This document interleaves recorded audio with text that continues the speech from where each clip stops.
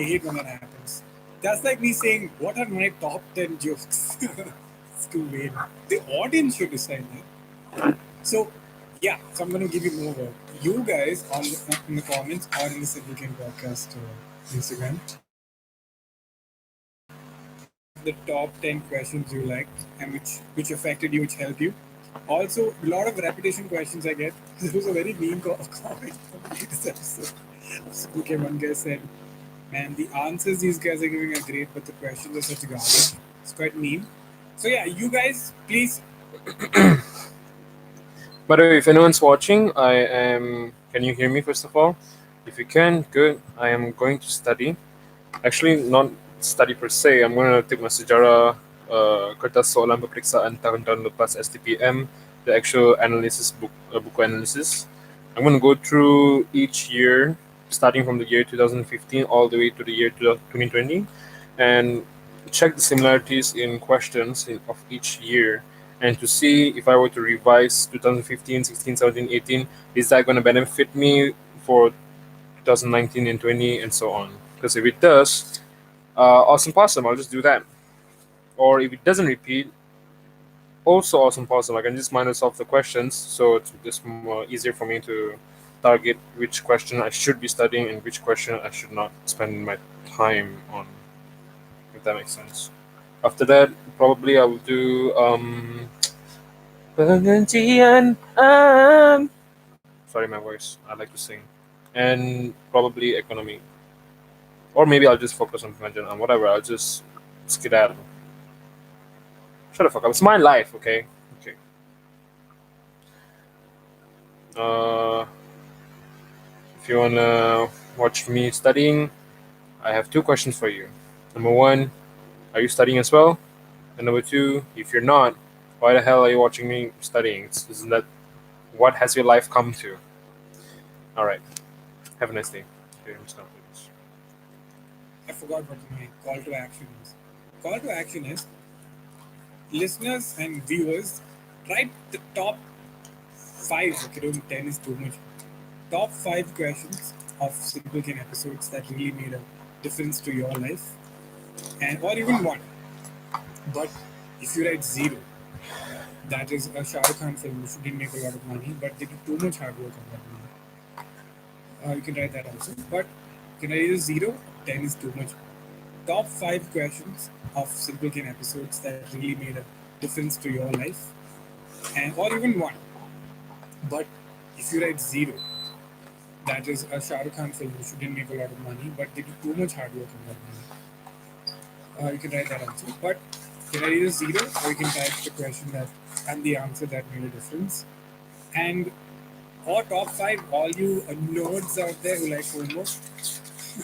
It'd be very funny if you do that and don't do homework. So I got a random question from Geo-Cherry98. Obviously a Mallu. This is actually a message for my Instagram story. Don't worry, guys. I'm not changing the format. You can still send me questions on comments. Okay. So I decided this is the anniversary episode. I have forgotten to speak, and I'll just talk to you guys. You know you're on there. Even it's so weird. Like if someone walks in right now, it looks like I'm insane. I think that's why we make content to make ourselves feel normal. And Joe Cherian says your conspiracy theories on Valentine's Day. Now, Valentine's Day obviously is a great way for capitalism. Restaurants are full, vacation packages are full, flights are booked a lot. A lot of kids are uh, are created during this period.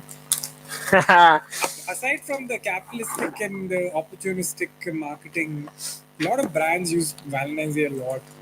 I mean, for the last 3 years, Valentine's Day was my release date for Diet Rank. Sketchy behavior. This year, nothing happened. The last year, I released Simple Thing. I think this year is appreciating what is already happened. Aside from all of that, I really like Valentine's Day, which I said on the first episode. It's an excuse to celebrate something nice. Don't have to celebrate, don't celebrate. But we humans tend to take things for granted.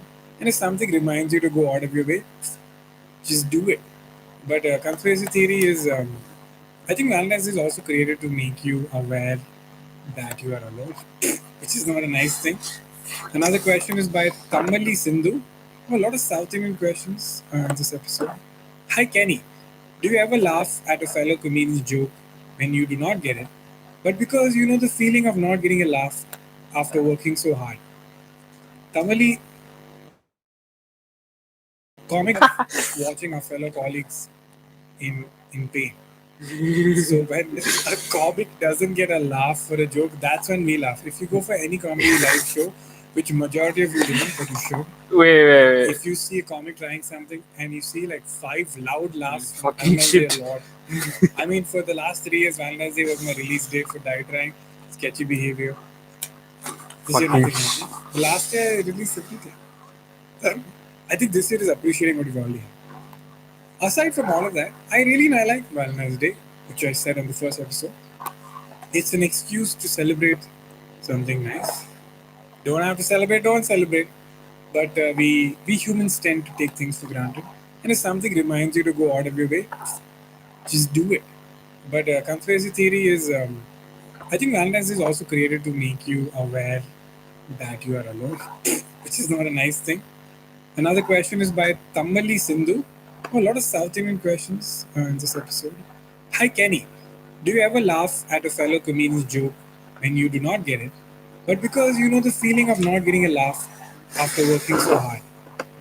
Tamali, comics are pieces of shits. We love watching our fellow colleagues in pain.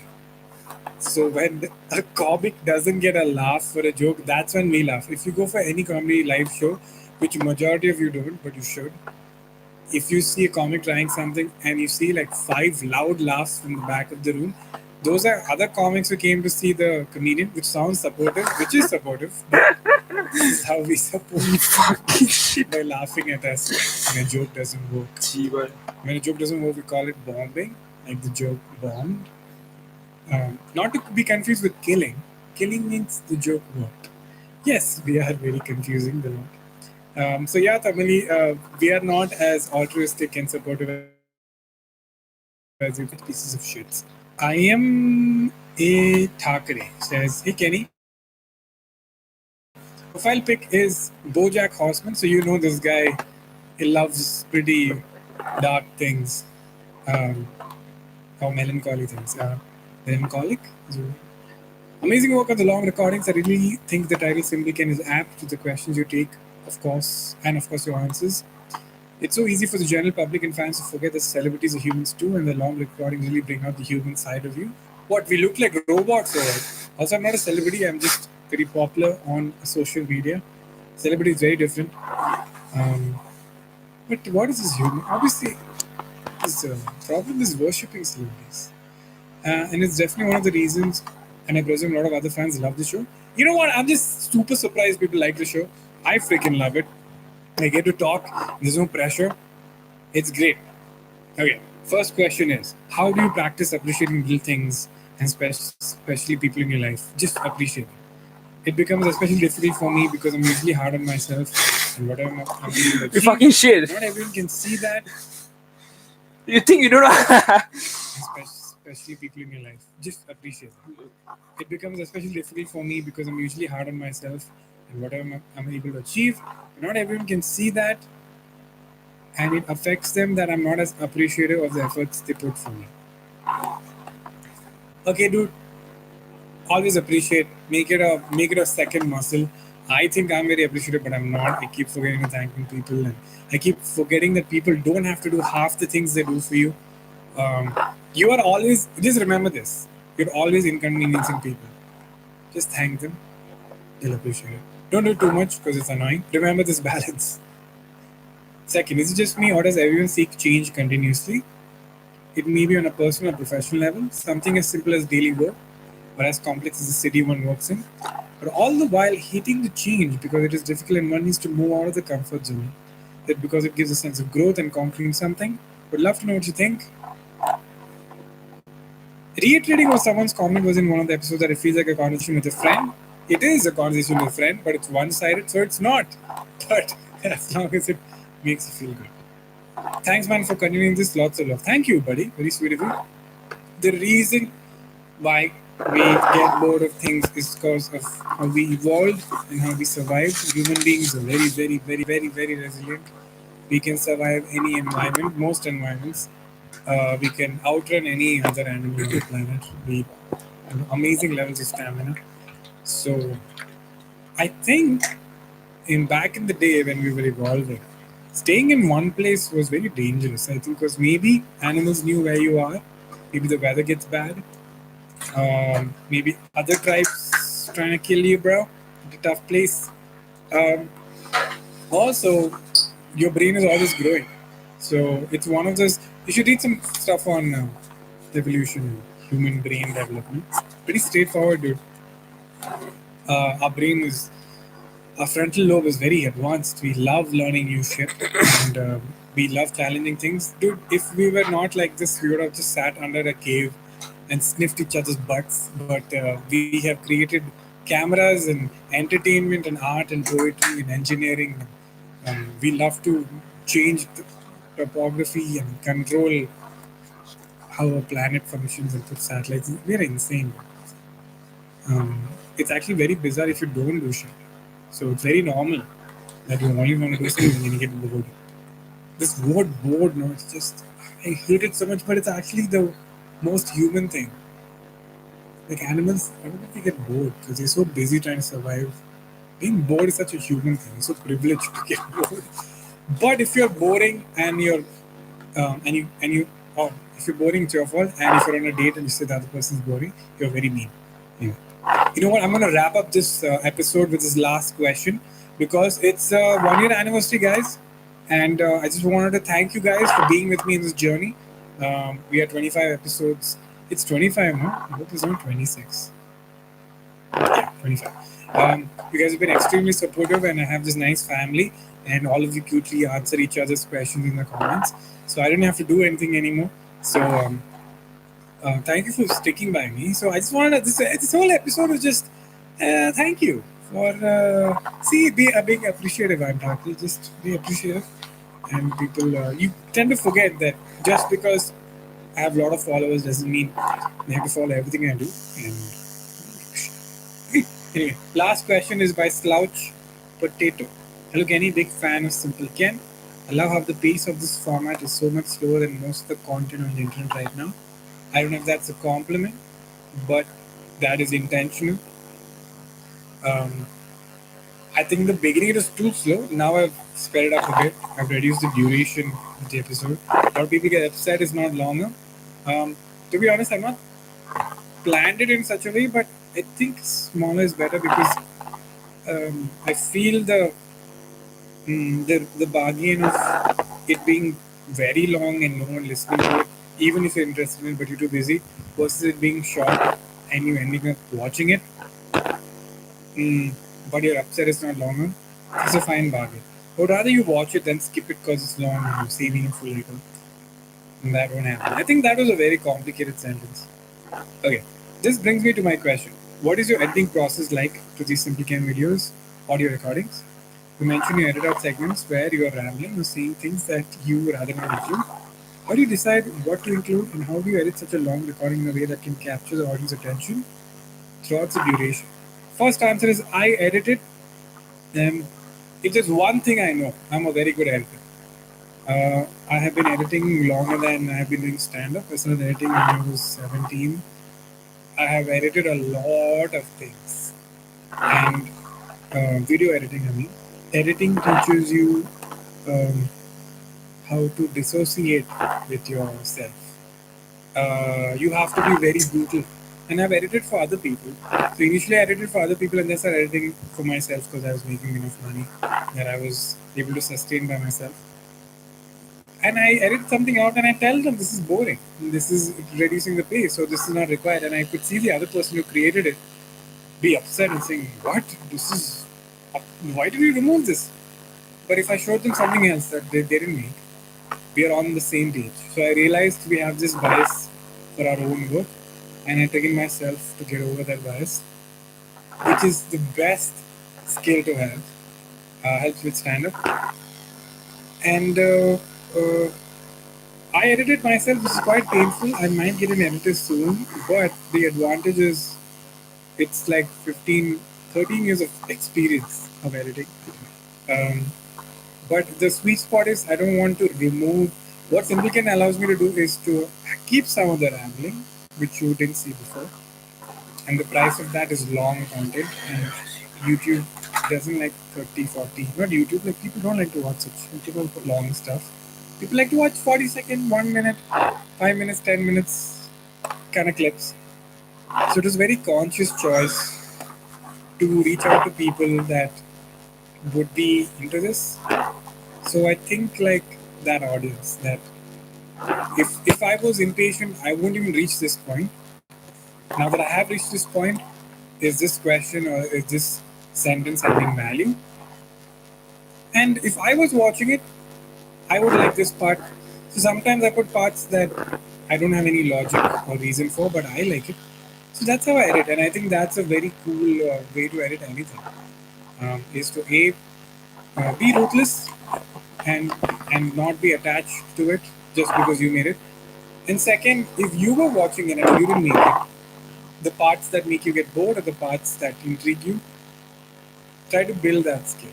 And everyone has it, but when you do your own thing, it's hard. But yeah, so that's pretty much it, guys. That was episode 25 of Simple Cam. I'm going to be pretty busy the next few months, so don't worry, this show will still happen. But but you can look forward to some nice content. So thank you guys for listening. This show is Ghana and Apple Podcasts and Google Podcasts and Stitcher, any platform you like. And please listen to it. You can watch it, of course, here. And if you have questions, please leave it on the comment below. It's a question to hashtag SimpleCam, so I know it's a question. Just want to say, you like the show, don't mind it. I tend to look at the Instagram at SimpleCam Podcast. So go there if you want to talk to me. I won't probably talk to you, but I put updates there, the once in a month updates. But, this show will keep happening, guys, so don't worry. And thank you for the support. And if you want to share it, just share it with people you think are like you and like will appreciate this. Don't show it to people who don't want long stuff. Like, anyway, have a good Valentine's Day. If you have an interesting Valentine's Day story, write it off. I'll read it in the comments. We'll have fun with it. No, we'll all have fun with it. I think there's a Simple Can Reddit. I don't know which one it is. So please post on that also. Let's see. Let's see. Okay. Anyway, guys, thank you so much. Bye bye. It's time for simple. It's time for simple. It's time for simple, simple care.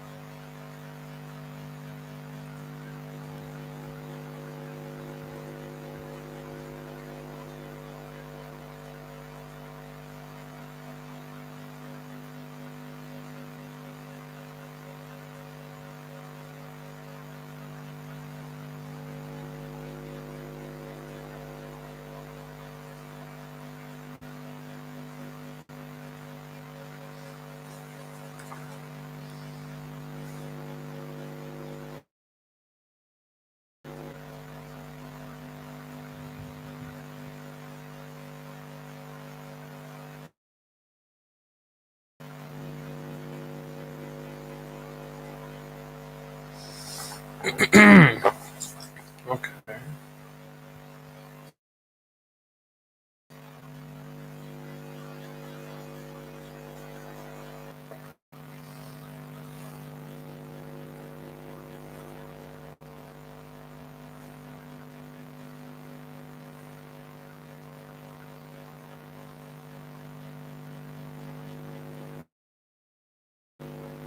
Google One. What's Google One? Pick up data and learn about member benefits. Nah, doesn't sound like a good idea.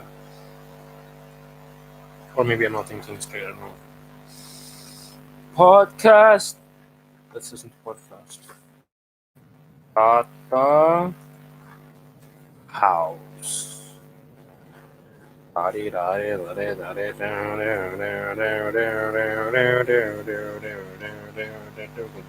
house. Everybody have a very good day, because I'm having a very good day. But I have a very good day. That's your fucking problem.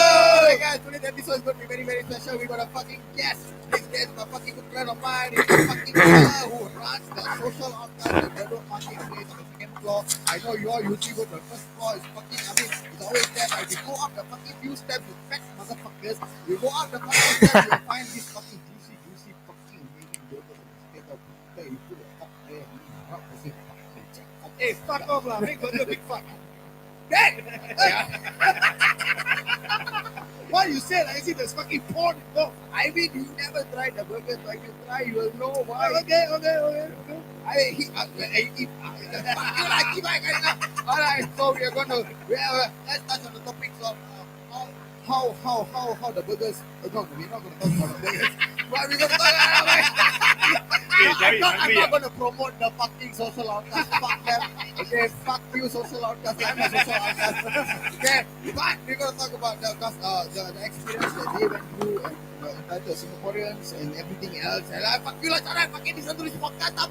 Welcome to your Tata's house.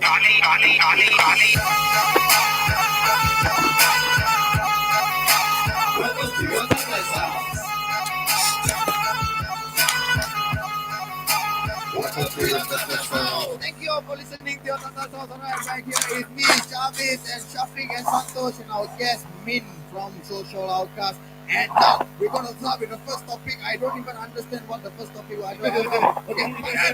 Okay. I don't know whether you guys know this thing. Customer is always right. Customer is always right. This thing has been floating around people's minds in every fucking country. Customer is always right. So we have one person. We have a few. We have a few people who believe that customer is not always right, but not everyone in Singapore actually vocalize the fact that they believe that customer is not always right, except for this fellow Min.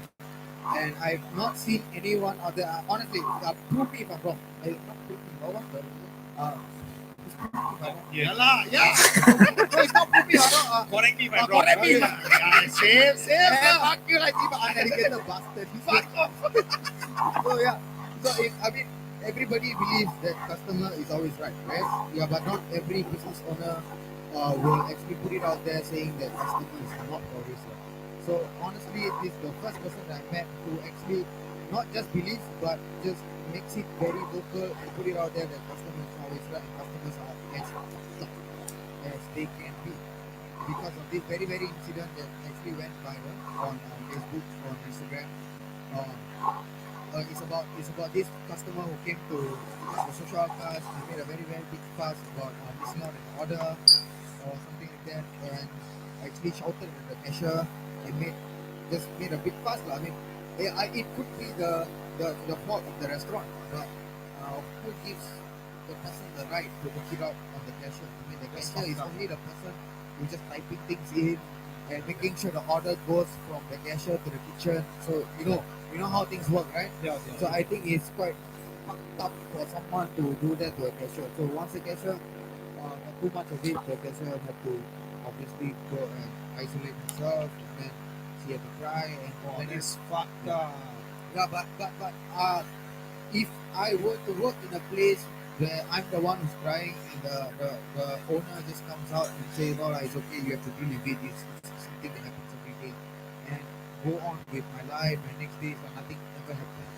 Yes, I mean I'm an employee, so I would feel like that is the case. But you see, that's the thing. That's not supposed to be the case. Yeah, and I really don't want to promote social because them, but I love it. but whatever he did was honestly admirable and honorable, and it's just something I fucking respect. So Min did a video. We can see the eagle in his eyes. Yeah, I saw. We- It was a crazy eyes. Yes, It was a crazy eyes.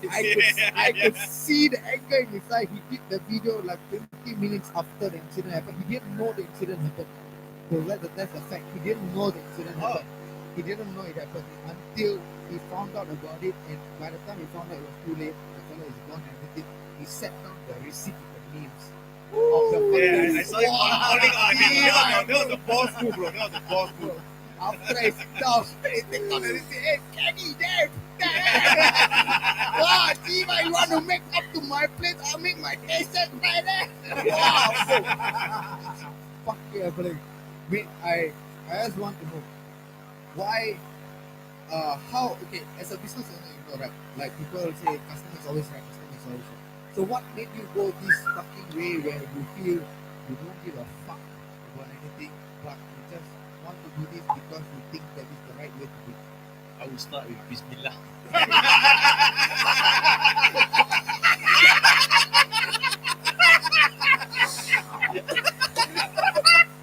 I'm not a violent man, I'm sure.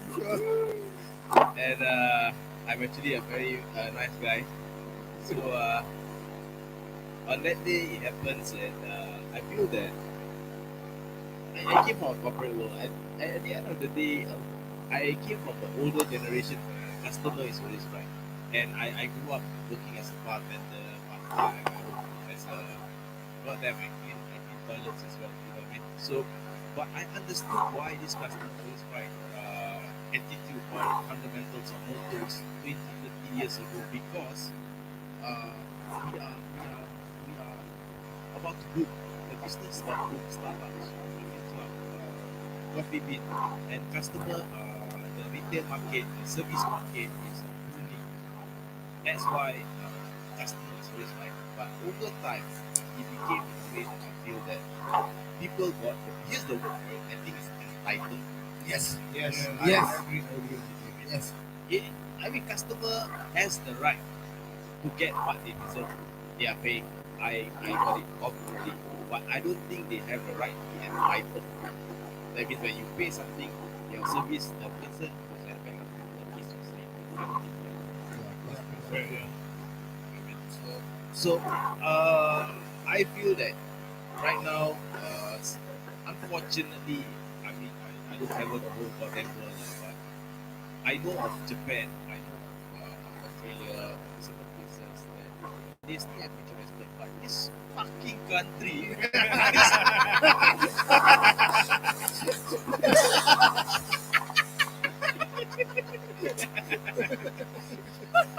breed so much of these fuckers on. Fighter. Yes. You know what? No, I feel it's only happening here because we feel like every time we pay $1, we want $1's worth. No. I think you pay $1, you want $10. Yeah. That's worth. Yeah. I feel that it is because to them is, hey, I fucking paid. Where's my service? So that is not $1's worth for work because you're fucking paying for the food. There's your $1's worth, but you expect me to go above and beyond to carry the food on your head and then what feed you. That's the kind of feeling I get. You get what I mean? Like I feel like they expect $10 because then my service was paid. You pay for the food, you pay for $5 nasi ayam. But you expect me to do what? Feed you. You know, cut for you. That's what I mean. They're entitled in the sense where it's not $1 for $1, $1 for $10. Fuck that. It really is horrible. I swear, you know. But you never. What I want to know is when you did that fucking video, like, I felt me inside you. Not in a dirty way, but you inside. Your butt, Yeah, you know what I mean. You know what I mean. No. When I saw it, like it's me and you, it's fucking happening when you say, "Hey, can you? Hey, come on, dinner, come on." Yeah. Just show, hey, don't talk to my fucking place. Like, what? Even no business owner will ever do that. Unfortunately, in Europe, it's most of the some of the fine dining restaurants, Italian restaurant, business owners. I mean, they are proud.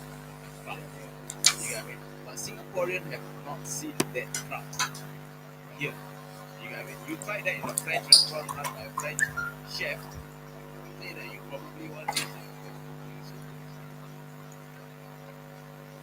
Motherfucker will come out and change. Fuck off. You go outside. I disrespect to them. You don't come into my place and disrespect my place. I don't know about that, but I know one is if you buy a meal in a restaurant, like maybe a high class restaurant, they ask for chili sauce. That one I know because my mother asked. Then the chef come out, why you want chili sauce? But I like. I get that because a lot of like the high level chefs be like, why not flavorful enough? Why do you need to put extra? Yeah.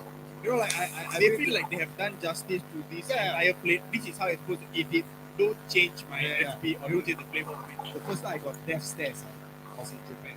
So I was in a sushi bar, right? You So got that scared? like the road, So they there for blind. Fuck Oh, you that- lah! death stares. Okay, Okay. so it looked like it was gonna kill me. Plus eating, right? Spending sushi bar. So everything prepared. So the wasabi is just nice. The amount of soy sauce is on top. It's all just nice. All I need to do is eat. I fucking did was put more soy sauce and I eat. I can see his face, and then I'm like, then suddenly I start to recall. Like I remember someone told me like when they prepare this kind of sushi, they do it just right that the flavor is enough. You don't need to add anything. Don't need more wasabi. Don't need more soy sauce. Just eat. And then I realized after I put my palm right, look at me. And I'm like, oh shit! I just take this. I put the soy sauce in the corner, and then I wait. I never see anymore. But yeah, I mean, I guess that is the same thing as the chili sauce. I think for people over there, if they do it out of passion, it's the love of the trade. It's like you're not coming to just eat food, you're coming there to eat my food the way I prepare it. So I want you to have that experience for yourself. Don't come in here and fuck up my recipe and then in the end go and say, oh, the food not nice. This one not worth it and all those stuff. I think that's what they're trying to prevent all those stuff. And ultimately, it's just the passion of the food. See, that's where I feel like people get things wrong. Even it's not just Lucifer's Gold, it's not just Osaka, it's not just anything. But people go to a cooking place, they buy something, then they fuck it up, and then they go and put a review saying that this one not nice. But I feel like that's part and parcel of F&B now. That's what I learned because now with that said that I got banned from being in the cashier. And you cannot be the cashier, you cannot be- okay, because a couple of weeks ago, we got people asking like, bro, how much, how many pieces of chicken do you have? I say we got 4, and I have 5. Stupid man! You go McDonald's, you ask for 12 pieces, you can ask for 13 pieces.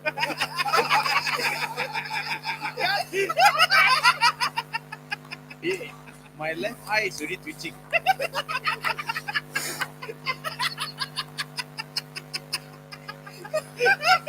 Yeah, right after that, somebody asked, the next customer asked me, can recommend me something? Maybe can recommend me something? I said, okay, bro, chicken skin is very good. Can I have sample?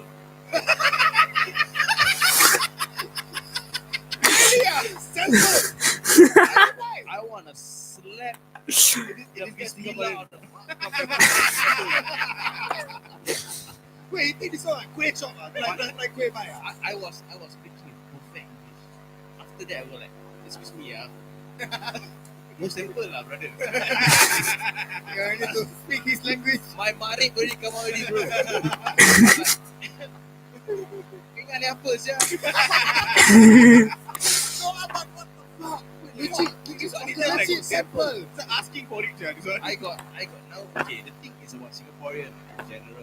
Now that I run F&B, right, there are a lot of chefs out there. I have people telling me my burger should have black pepper sauce and burger They bacon. tell you what to do. Yeah, bro. They mistaken me for Ramly Burger. Oh, I think this for this year. I think this for us. Okay, no offense intended. They visit Geylang Bazaar too much, asking for sample, asking what to put on top. What the fuck, man? How the fuck I'm gonna answer that professionally, bro? I was like, okay, I'll take note. Okay, noted, full stop. No, I think in your head is, you open a fucking restaurant. Yeah, fuck, I don't understand. These people have their egos up so high that you can go to an establishment and tell the chef, "You think you should keep this way." No, but I think that's what our Indian mothers do when we go and eat somewhere else. They spoon Oh, for wait, it. wait, just to cycle again. This is legit fucking annoying. So, I mean, I love my family to death. Okay. So, my family went like on an overseas trip. Went to KL, not so far. So we went to this restaurant. This was a while back. So my mother was like, "Okay, see the menu. Choose what you want. Tell me." So I looked slowly. Then my mother asked again. So my brother was the victim. Okay, I swear to God. So my mother asked, "Hey, so what do you want?" I haven't choose. My brother, I can have the lamb shank. My mother said, "How about just spend nasi goreng?" My brother, then you order lah.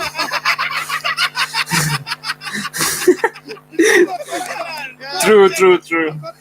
No, you ask what you want. You give us the menu. And then I feel bad lah. I haven't ordered anything. I keep quiet. I just looking. My brother, can I have the lamb shank? It's like, how about you try the nasi goreng? Then you order. I think there's an Asian parenting. They make you think that you have a choice. You don't have a You choice. don't have a choice. Fuck No, you. finally, they go what I want you to have. I mean, in my brother's defense, right? Like, it made sense, right? You just fucking order nasi goreng, we all just eat lah. Not like anybody gonna fucking complain, right? Salah, lamb cham kena nasi goreng. Yeah. No, you know what's the worst part? What? Just because you want to order when the fella come, oh sorry, we don't eating here. Fucking left for this. What the fuck? You don't want to do. Serious. Oh, crazy, don't worry. I won't stand up such like. I mean, we're young lah. Parents go, we're so cold lah. Fuck. Chibai lah. What the fuck? That's what it is lah. But I just wanted to share because you're saying it's like the Indian parents telling you what to put inside, what not to put. It's the same thing. Fuck, man. No, but yeah lah. I feel like a lot of Singaporeans, they don't know the hardship and the sacrifice and the hard work and everything that business owners did before they started a business.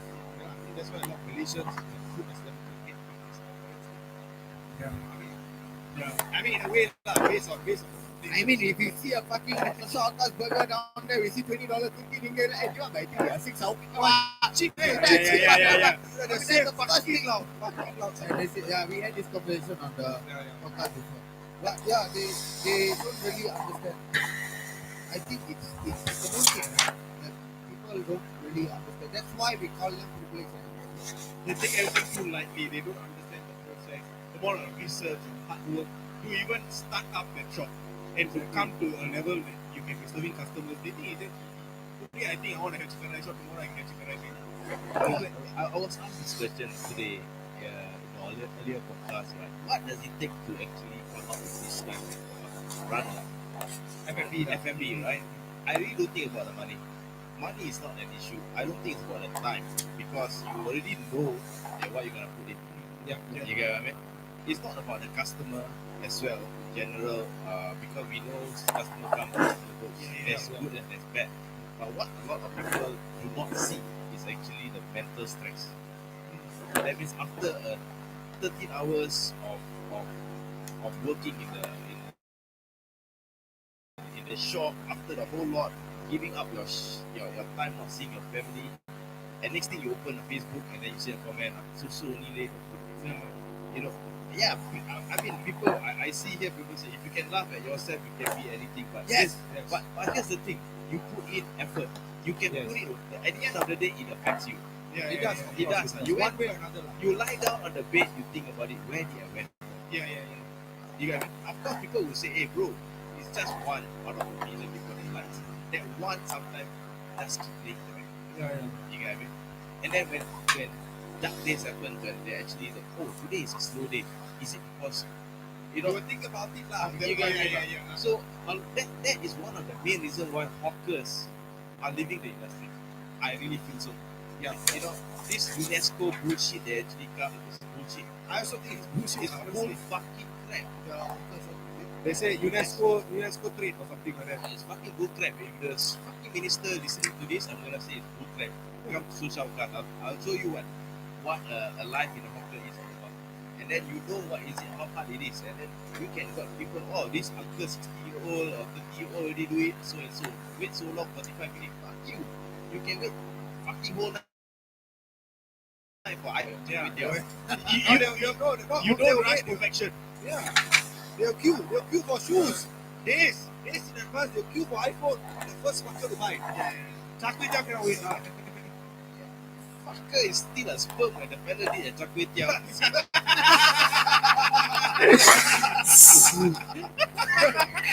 He's still swimming, kare. I think the sacrifices there, I really think they are. I think the government or it's just a brushing off to make things look good on the surface. The main reason why people leave is because the customers are not appreciating a lot. You get Right, me? right, They're not appreciating. I mean, look at, no offense, but I'm just gonna shout out. But look at Shake Shack. Okay, I mean, I'll call out Shake Shack right now. This is where you call out. Yeah. I mean, look at that shit burger. Yes. No, it's not that fantastic. That shit was nice. Fuck off, we don't have to do that. I never go and eat. No, but I thought Shake Shack is a burger place. Shake Shack is like a shake. I What never is tried it? that shake lah. Give it milkshake. Shake lah. Oh, I thought it's a burger place. But No, milkshake it's is better than yours. So there's like burger and then cheese fries and then there's different shakes. Yeah, He's saying burger is okay. The shakes is nice. I haven't tried the So Shake that's why Shack. they call it Shake Shack, not burger shack. Fuck Fuck off lah. Fuck that. Disgusting. I think Singaporeans love these overseas expats. Gimmicks. Yeah. Singaporeans love gimmicks. Really, it's purely gimmicks. I mean, I'm doing the next video with you to show that I think here's the thing. The thing is Singaporean in terms of it. They think that Malay people can smoke meat there. Fuck, we look at Changi Prison, bro.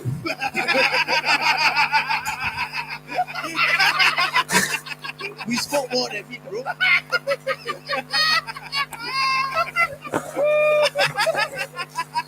Chibay. Fuck you. We Malay don't know how to smoke.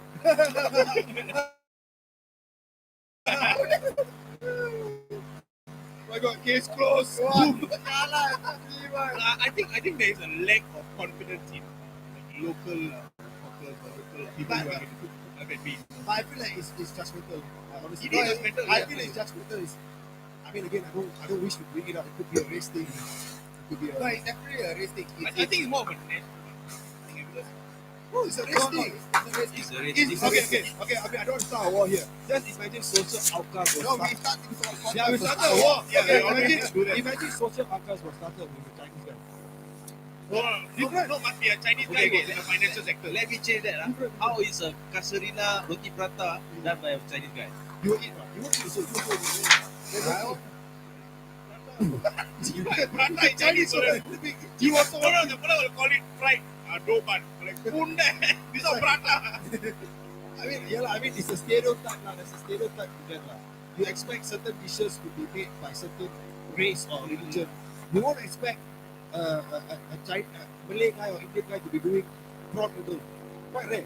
You won't expect that. Truth is, I ate very good prata done by Thai in Bangkok. I've known of China people done prata far better than a crappy prata I've had at Tampines Street level. Call out. Prata sucks, chibai. Specific, Take your chef down there. This prata guy need to go for the Yeah. course. Need to go for the Yeah. course. I mean, there are some people who are passionate about certain type of fish, like they like doing this, so they kind of specialize. Like, this is what I like. These are people you can go and give it a try, and if obviously you continue going for it. But then I think there's an initial barrier before you try a prata made by a Chinese guy lah. Yeah, I think that is the issue. No lah, I think it's just a concept. It's like what Chinese guy make. Would it be nice? That's the first thing I think. Would it be nice? Of course, because different races, they put in different spices. So like mee goreng, there's a reason why Indian mee goreng is always better than normal mee goreng.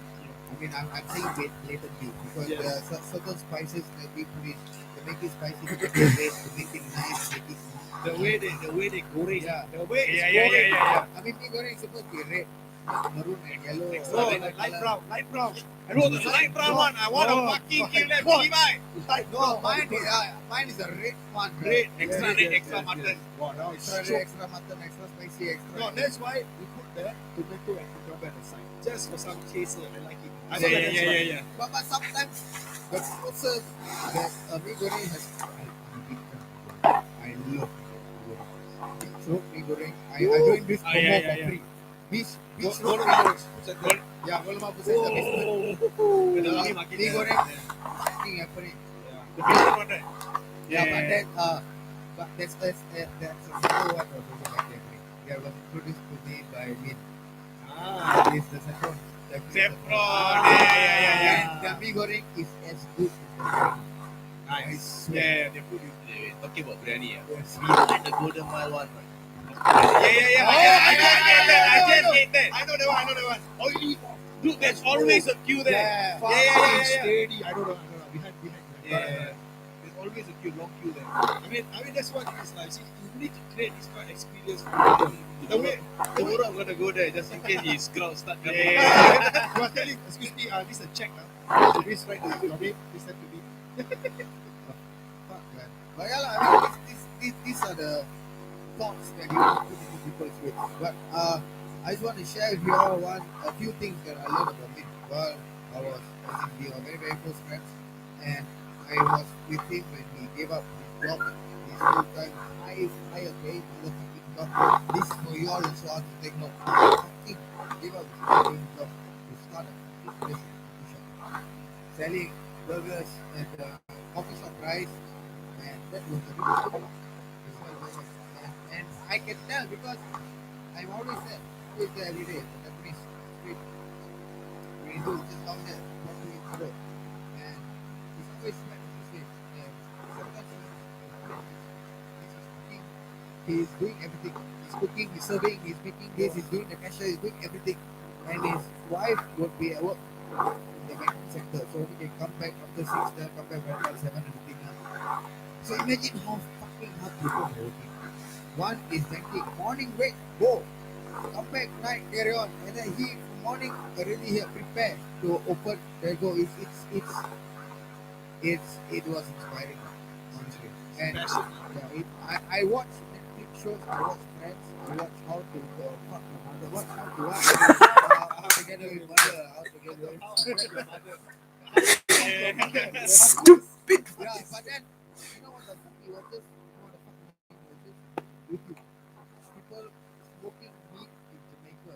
People smoking meat in Japan. People smoking meat in Korea. People smoking meat in Taiwan. While eating. That's what the fuck he wanted. wow. And you open the fridge, you see this thing. Outside for fucking smoke, neighbor complain of here. You know what I got out of it? I got like I spent a whole lot here. I had a good job too. I think I got bonus twice a year, Monday to Friday, Saturday, Sunday off. I had a car. I like to so when I started the business, I think I sold off the car and left with bike really big. I left with property less than $100 in my bank. You know, so it's a fucking risk, but I would like. I think along the way, Monday you wait for Friday, Saturday you go back to the best day. Saturday you go out and go wedding, friend birthday, all this Sunday, then shit wedding and working the same money. Yeah. Then January I send CV to jobs that hoping to get a better opportunity. Right. But the only factor who reply you Lina from jobs. Lina from jobs. Who is this Lina? Hey, Lina is an Indian girl. Wait, they put a face ready. Yeah, you can find her on LinkedIn. It's Lina. She's an Indian girl from Malaysia. Serious? Yes. Really? Yes. Look, there was this meme going around. Everyone will apply for job, but nobody knows who Lina is. Lina is an Indian girl. She's you go on LinkedIn and find she's there. Why you search for her? He came out as Why you the search bail. for her? Oh, Come on. Ah. Why you Lina, search? hey, Lina Why? kena kena it came out in the Facebook post, so I went to LinkedIn and I searched Indian girl from Malaysia. So what do? Did you message, hi, can I In get a job LinkedIn. opportunity?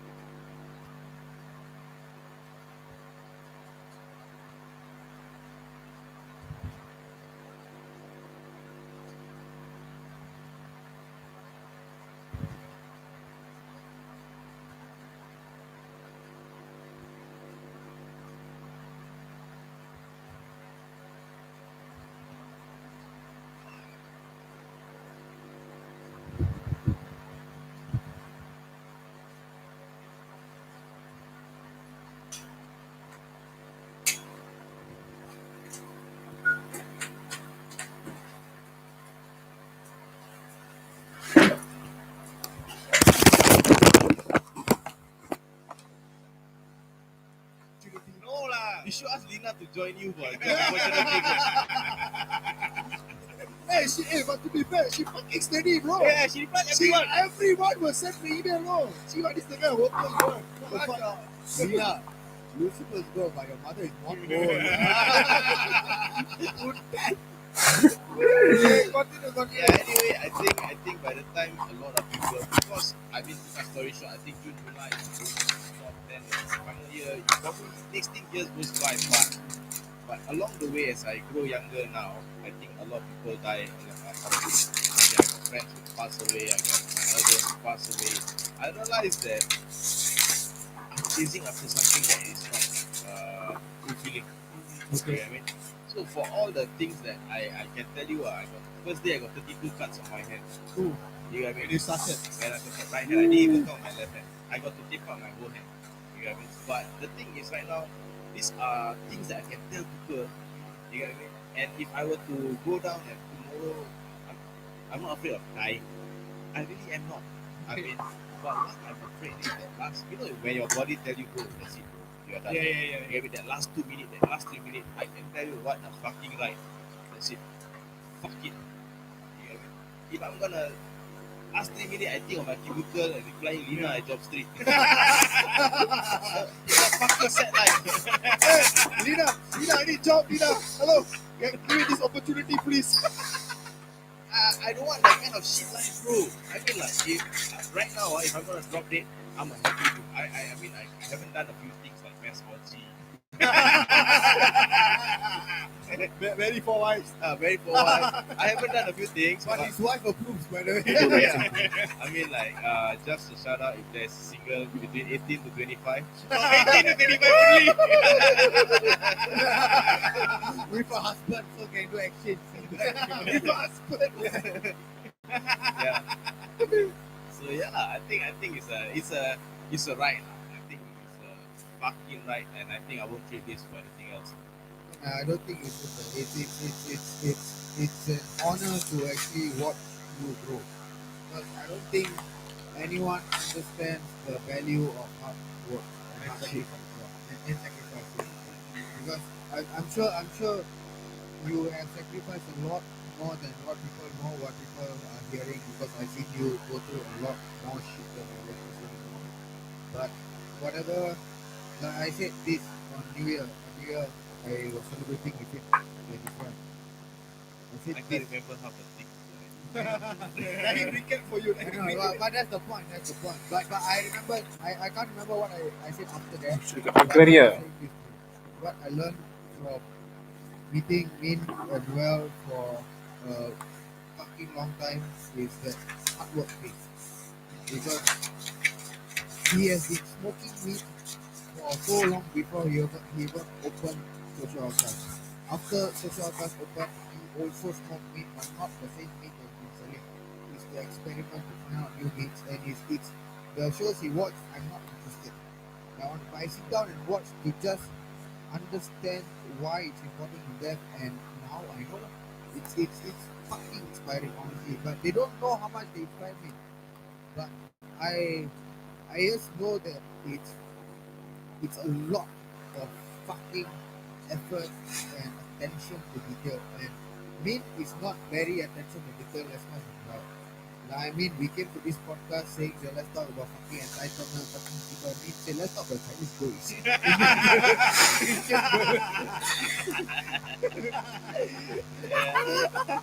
I like Chinese girls. Shout out. Shout out. Looking for three more. Shout out. And then the wife is down there, let's talk about expansion of social outcomes. Bang! So you see the vast difference.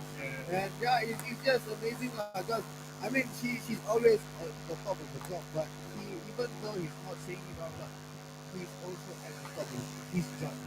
And yeah, I think we together have gone through a lot. It's just nice to see them at a fucking nice place in their life, and this podcast gives the top of the reason. And bro, his wife was in the banking system. It was a period of time where it was quite dark because Min was very, very upset because she was searching herself out.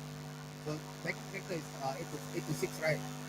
So she was looking from day to night, and she only can focus on the expansion of the business of the South Class after done with the business job. So because I live nearby now, every time I go, every fucking day I go to this place. Then I will see them. No, I will not see them. I will see Noel working on our desktop. Like email, and then I'll wake up, I'll go to sleep, I'll wake up, I come back to the house, she's still typing. She hasn't slept because she's still doing her work job. And you see, like me personally experiencing all this and to see how far they have come today, there is really no other way to describe it but hard work. And that's what's been pushing me to just fucking make money. Of course. I guess today also I was asked a question.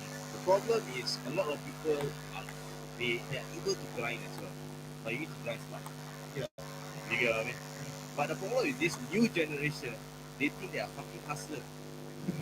They can get to where we are without much effort.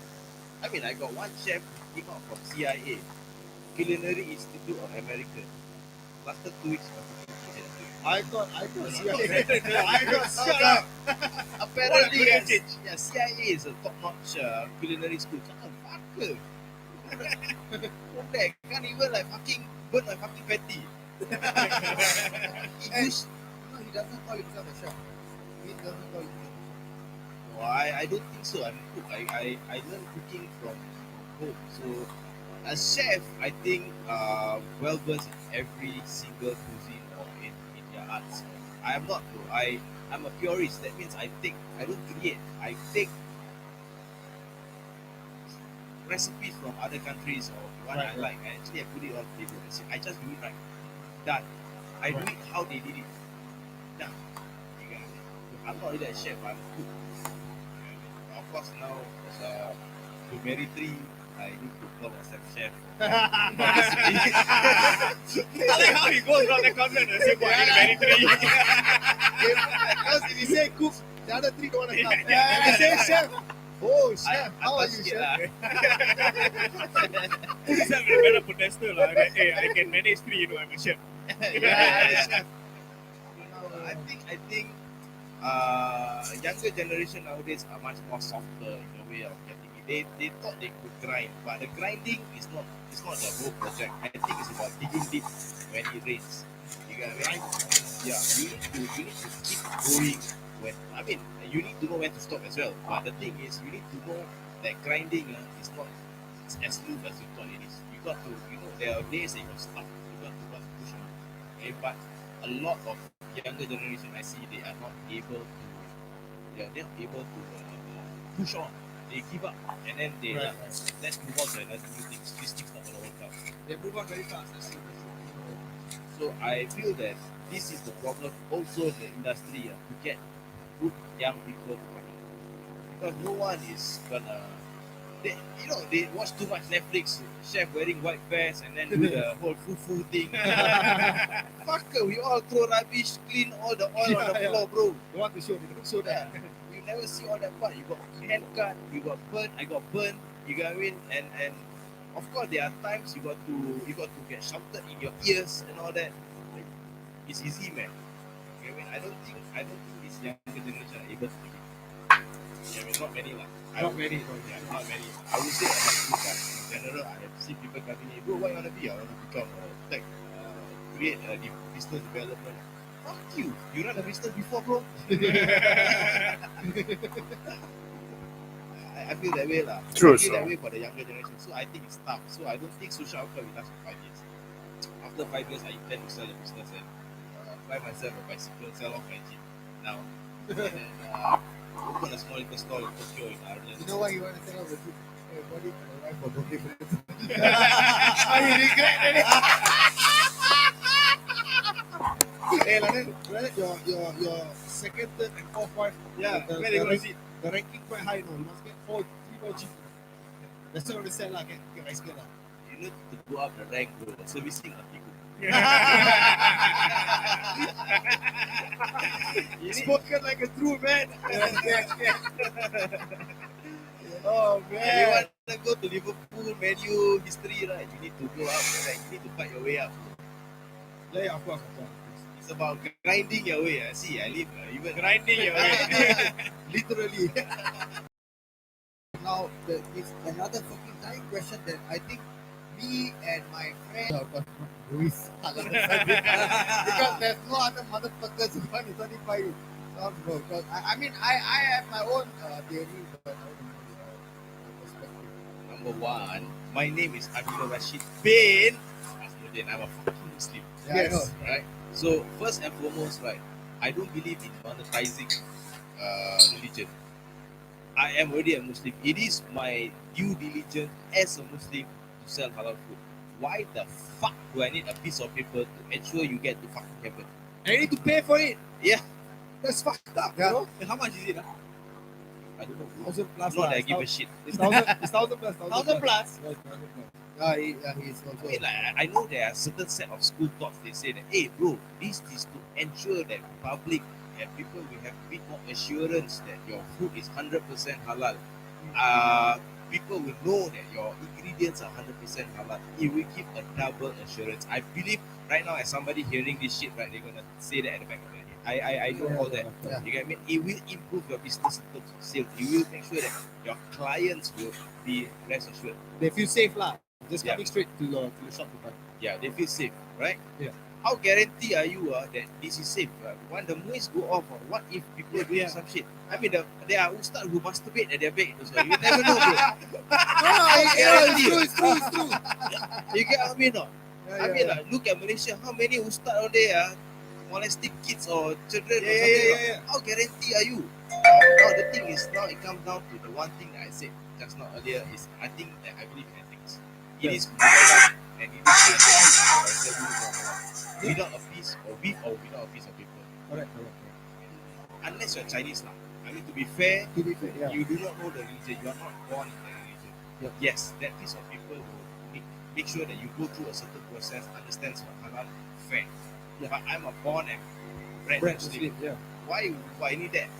Why the fuck would you sell other Muslims non-halal? Yeah, exactly. Yeah. So I don't know. So this is the biggest issue for me, right? Where a lot of people are asking about, hey, why? Especially the last time the Raya Bazaar, the bazaar thing. Yeah, without the cert, it's not considered halal. In my head, it's like, you're fucking stupid or what? So now, if I go to a Muslim fella house, I'll ask the mother cook the food. I want halal cert. Can I check? I'm going to open the fucking fridge, check whether got pork. I mean, it's fucking dumb lah. Like, I mean, as a person that is born in the region, and I can imagine my mother doing it. It's like, no, I swear to God, okay, I'm not gonna lie to you. So we had a Hari Raya celebration one year, I forgot what's the year in our house. We fucking gave Ferrero Rocher. Ferrero Rocher is halal lah, okay? But it's not on the individual fucking piece, it's on the fucking box. So one of my nephews took the thing. He asked my mother, "It's not halal." I feel like slapping him. You fucking idiot! This one house. Then when my mother said halal, you know what he said? But here no halal sign. Yeah, I don't know. I mean, I'm sorry lah. I mean, his parents are my cousins technically, but you cannot be educating people like this. These are the people that create problems. Like, why the fuck would I give you fucking pork? Why? It's not, The irony is, here's the thing: they are growing up like that. yeah. And then that's it. That's the problem. You see, then they come to your shop. You Muslim, but why no halal sign? How to buy? Wow, fuck, it's like a fucking dumb question. You know, it's like, oh, you Muslim, why you go mosque? Show me you Muslim. Fuck off lah. I go mosque. Why I go mosque to pray? I must be Muslim. They can go in. It's the kind of stupid thing that I'm asking for. It's like every Muslim walk around must have a chalk on the backside. Muslim.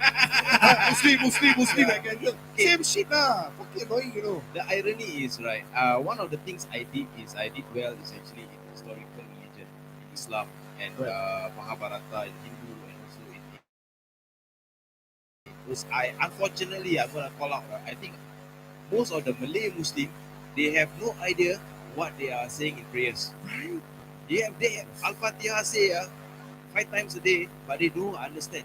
Yes. But here you are talking about Muslim. When I got butter beer, 0 degree, 0% alcohol, butter beer, and already thinking that pretending is a beer is already haram, even though there's no alcohol in that. Thinking that pretending is already a food that or drink that is actually I pretend it's beer, that's already haram. You get me? Pretending, thinking that is actually a beer is already haram. Yeah. You get me? It's like, for example, there's this kueh for tapai.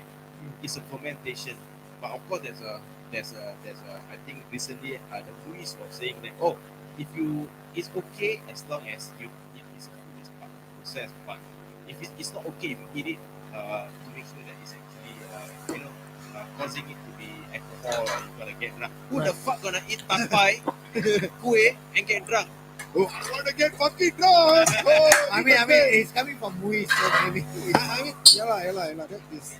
But here's the thing. The thing is, right now, I feel that a lot of people don't understand what is proper halal and proper haram. Yeah. You know what I mean? They know on the surface of it.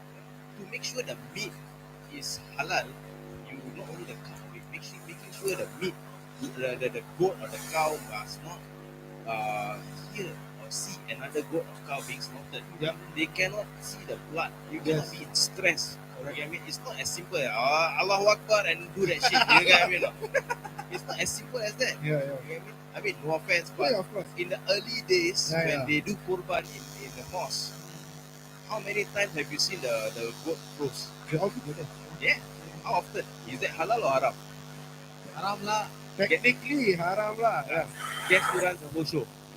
Donald Trump. Oh, confirm listen no. Shanmugam.